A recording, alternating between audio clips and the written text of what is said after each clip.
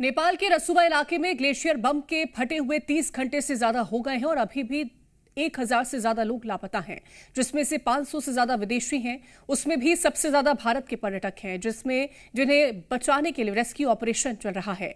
अब प्रभावित इलाके में हर जगह तबाही के निशान दिख रहे हैं। 19 पुल तबाह हो गए, 40 किलोमीटर से ज्यादा सड़क बह गई है, जिसके कारण बचाव दल को प्रभावित इलाकों में पहुंचने में देरी हो रही है। हेलीकॉप्टर से रेस्क्यू ऑपरेशन चलाया जा रहा है और इस तबाही ने नेपाल को ऐसे जख्म दिए जिससे भरने में सालों लगेंगे। देखिए रिपोर्ट।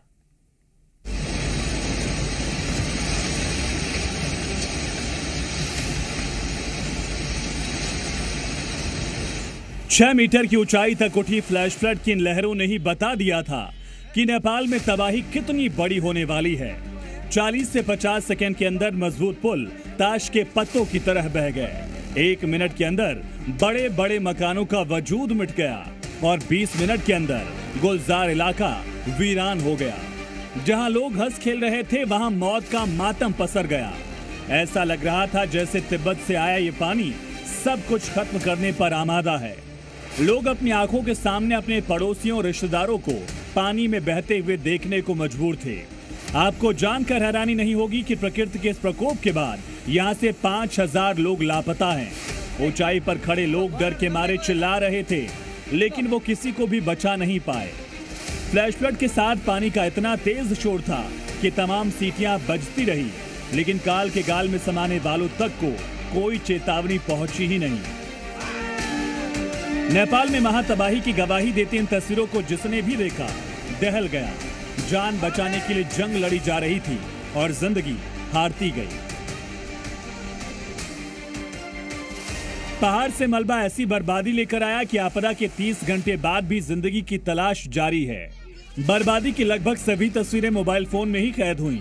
कोई सेल्फी ले रहा था और इसी दौरान आपदा आ गई। भागते हुए लोगों ने विनाश की तस्वीरों को अपने फोन में कैद कर लिया। पानी का बहाव इतना तेज था कि नदी में बड़े बड़े पत्थर बह गए। ऐसे में इंसान की क्या हैसियत भला।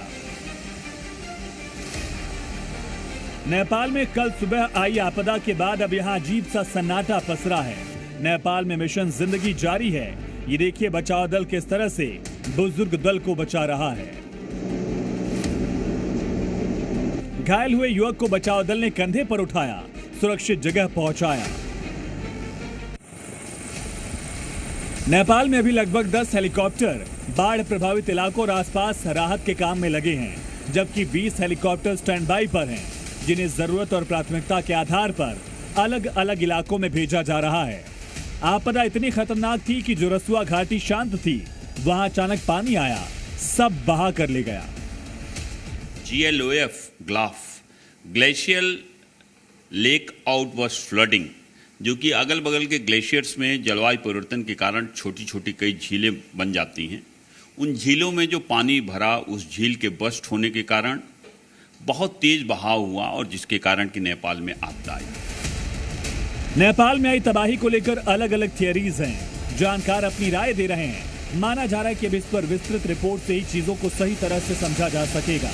कुदरती आपदा को लेकर 4 थ्योरीज सामने आई हैं।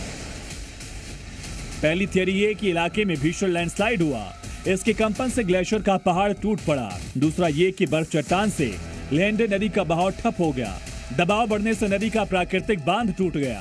तीसरी थियरी यह है कि भोटे कोशी नदी में करोड़ों घन मीटर पानी आया और पत्थर लेकर पेड़ तक बहते चले गए।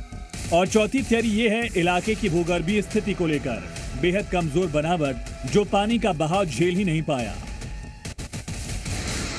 नेपाल में आपदा के बाद चुनौती बचाव की है।